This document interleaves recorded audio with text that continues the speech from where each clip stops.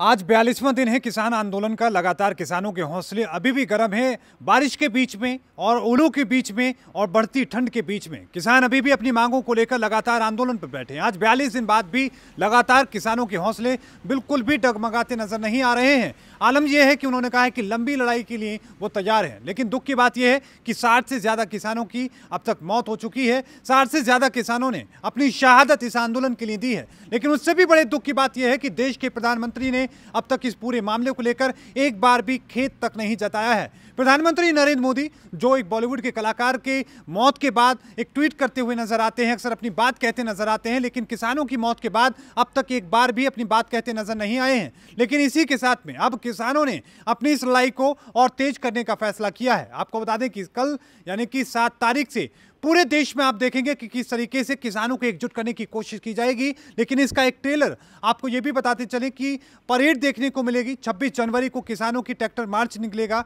वहां पर आपको देखने को मिलेगा कि किस तरीके से देश का किसान एकजुट होकर लाखों की संख्या में जो ट्रैक्टर ट्रॉली लेकर वहां पर पहुंचेगा और एक मार्च, ऐतिहासिक मार्च जो होने वाला है वो वहां पर आपको देखने को मिलेगा। लेकिन उसका ट्रेलर कल 7 तारीख को आपको देखने को मिलेगा। केएमपी को चारों तरफ से घेरने की कोशिश की जाएगी, वहां पर मार्च निकाला जाएगा और उसी के लिए गुरनाम सिंह चन्नूनी आज फतेहाबाद पहुंचे। फतेहाबाद में पहुंचने के बाद कई बड़े खुलासे उन्होंने किए। उन्होंने कहा कि इस बार जब बातचीत हुई है या इससे पहले भी जब बातचीत होती है तो सरकार किसान नेताओं के ऊपर दबाव डालने की कोशिश करती है। इतना ही नहीं, गुरनाम सिंह चन्नूनी ने एक बड़ा खुलासा करते हुए कहा कि सरकार चाहती है कि आंदोलन को बदनाम किया जाए, हिंसा के नाम पर, आतंकवाद के नाम पर, लोगों को बांटने के नाम पर। लेकिन बावजूद इसके किसानों का जो आंदोलन है एकजुटता के साथ एक मिसाल पूरी दुनिया में कायम करता हुआ नजर आ रहा है। इसी के साथ गुरनाम सिंह चन्नूनी ने एक और बात कही। उन्होंने कहा कि किसान नेताओं को खरीदने की कोशिश की जा रही है, उनको बांटने की कोशिश की जा रही है, उनको तोड़ने की कोशिश की जा रही है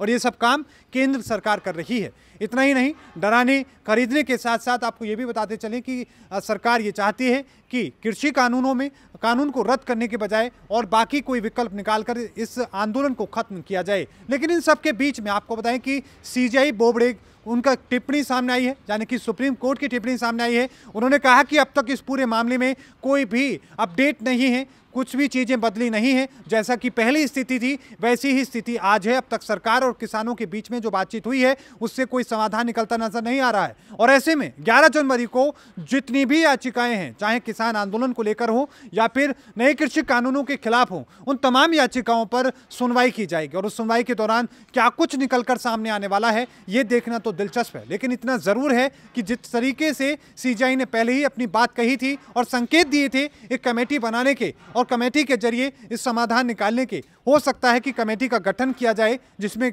जो कृषि कानून का विरोध किसान कर रहे हैं वो लोग शामिल हो, जो लोग समर्थन कर रहे हैं वो लोग शामिल हो, किसान के जो सरकार के नुमाइंदे हैं वो उसमें शामिल हो सकते हैं। इसके अलावा आपको बताएं कि एससी यानी कि सुप्रीम कोर्ट के जो लोग हैं कमेटी में वो भी शामिल हो सकते हैं और भी कई लोग इसमें हिस्सा ले सकते हैं। लेकिन सबसे बड़ी बात यह कि आज जिस तरीके से सीजेआई ने अपनी बात कही है उससे ये ज़रूर साफ है कि सुप्रीम कोर्ट की आज की बात का केंद्र सरकार को 8 जनवरी को होने वाली बैठक में जरूर याद रखना चाहिए और उनको बातचीत के जरिए ही इसका समाधान निकालना चाहिए। क्योंकि सीजेआई बोबड़े ने साफ तौर पर कहा है कि इस तरह के मामलों का जो आपसी बातचीत से ही इसका समाधान निकलना चाहिए। सरकार को और किसानों को बातचीत करके इसका समाधान निकालना चाहिए ताकि स्थिति को और बिगड़ने से रोका जा सके। वीडियो जर्नलिस्ट शशिपाल के साथ मोहित चौधरी, एएनबी न्यूज। देश दुनिया की खबरों के लिए एएनबी न्यूज को सब्सक्राइब करें और बेल आइकन दबाएं।